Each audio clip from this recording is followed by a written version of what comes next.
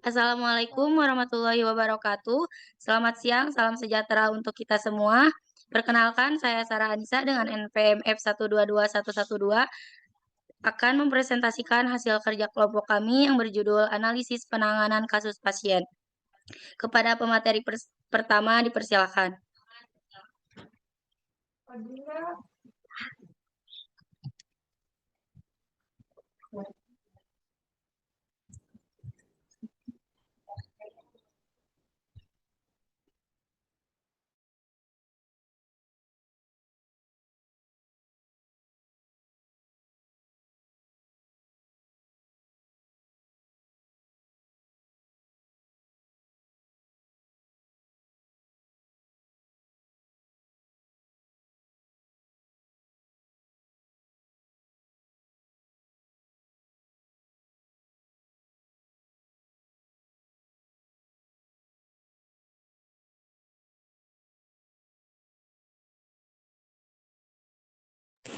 Perkenalkan, nama saya Natasha Sri Suyanti dengan NPM F122106. Di sini saya sebagai pemateri 1 yang akan membacakan kasus.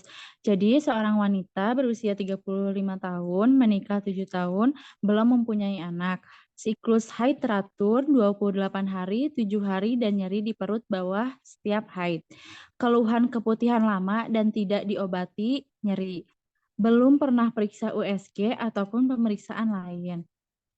Selanjutnya, suami usia 40 tahun, merokok 1 bungkus sehari, bekerja di pabrik, dan berurusan dengan mesin panas setiap hari, suami belum diperiksa.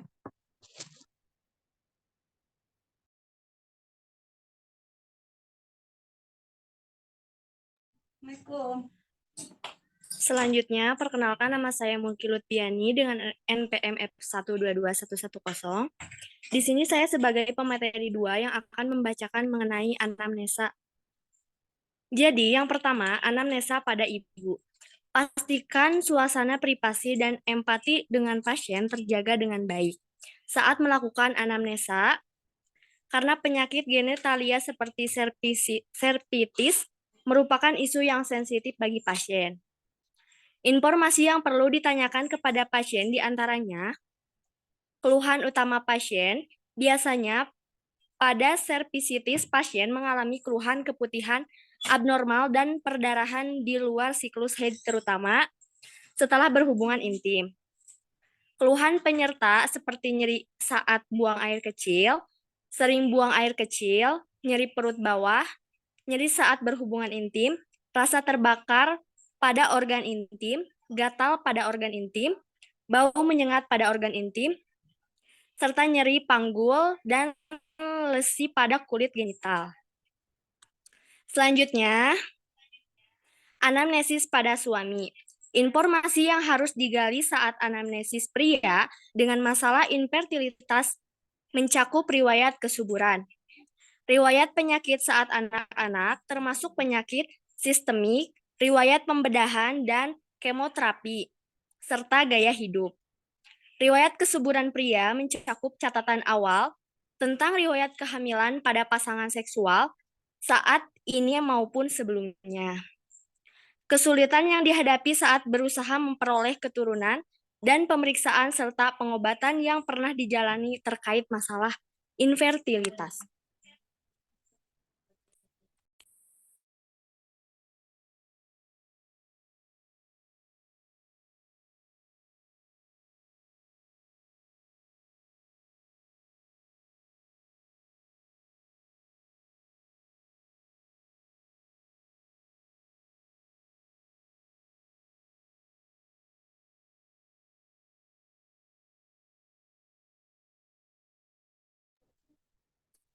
Pemeriksaan fisik pada ibu. Pemeriksaan fisik terutama dilakukan pada daerah genitalia dengan menggunakan spekulum. Pemeriksaan fisik harus dilakukan di ruang periksa dengan penerangan yang cukup. Dalam pelaksanaan pemeriksa fisik, sebaiknya dokter didampingi dengan tenaga kesehatan perempuan lain. Sebelum melakukan pemeriksaan fisik, pasien harus diberikan penjelasan prosedur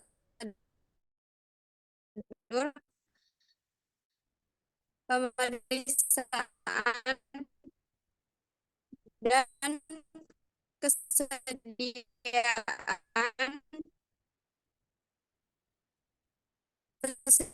disebut servisitis atau mudah berah. Selanjutnya ada pemeriksaan fisik pada suami.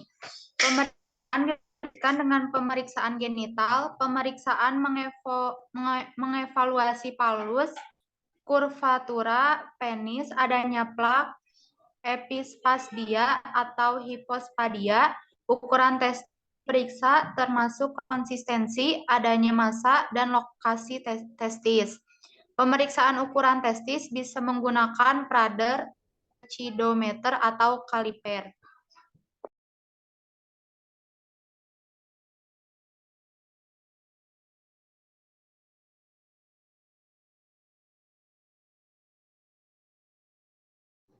Selanjutnya yaitu pemeriksaan penunjang. Pemeriksaan penunjang pada ibu yaitu yang pertama, melakukan swab vagina dan endoservix. Yang kedua, servisitis ditandai dengan penemuan lebih dari 10 sel darah putih pada swab vagina atau endoservix. Yang ketiga yaitu dengan melakukan kultur dan uji sensitivitas obat. Untuk pria, pemeriksaan penunjang pada suami. Yang pertama melakukan PESA atau percutaneous epididymal spermaspiration. Yang kedua ada micro-TC atau microdissection testicular spermaspiration. Yang ketiga yaitu ada testicular spermaspiration atau TESA.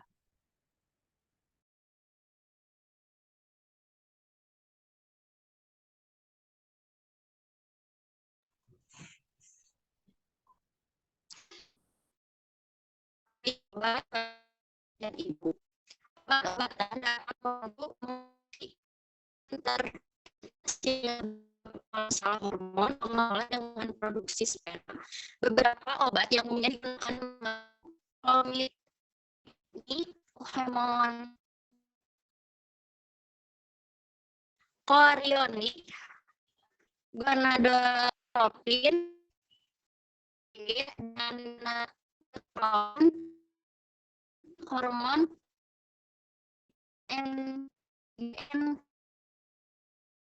misalnya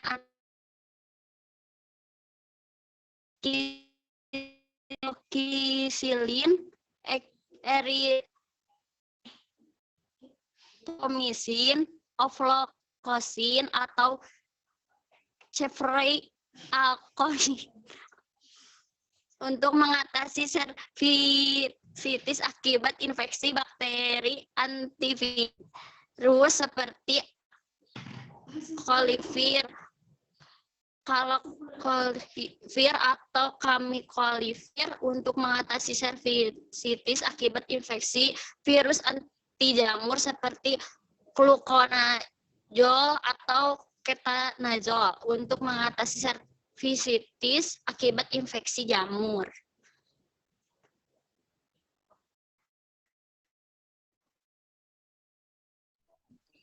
Baik, dapat disimpulkan dari kasus di atas bahwa pasangan suami istri tersebut belum memiliki anak selama 7 tahun karena yang pertama sang istri terdiagnosa cervicitis dan karena suaminya bekerja di pabrik dan sering juga merokok, sehingga sering terpapar suhu panas bisa membuat kualitas sperma jelek.